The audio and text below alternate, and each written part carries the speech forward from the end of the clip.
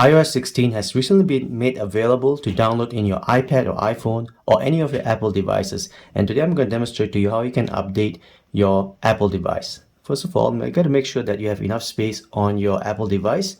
To check you have enough space or not, is go to Settings and then go to General and then go to iPad or iPhone storage. As you can see, I have about 41.7 gigabyte of space. It is said that the iOS 16 requires about 3.11 gigabyte. So we'll find out here as we update. So go to General again, and if you want to start updating, go to Software Update here, and then press Download and Install. They'll ask you to enter your password. Once you enter your password, login. They'll ask you to accept terms and conditions. Press on Agree, and agree one more time, and then they'll do requesting here. So the first part of the update will be to download the patch file, iOS 16, and after that, the iPad will start to reboot and start to apply the patches. So the first part, if your phone dies or your device dies, it's okay because it will not break your device. But the second part, when it's going black screen and you can see the bar moving, you cannot unplug your device.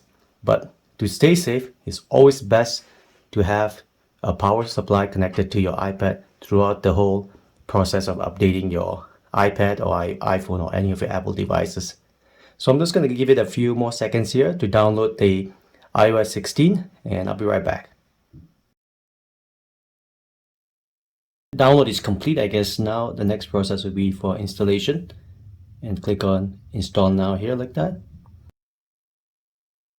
Okay, now the iPad is rebooting. Your iPhone will probably reboot as well, and you'll show an Apple logo with progress status at the bottom. At this stage, it is very critical that you have a power attached to the device to make sure that you have enough power.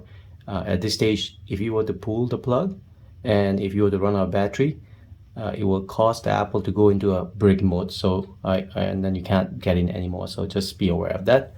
So I'm just going to let this run for a bit here.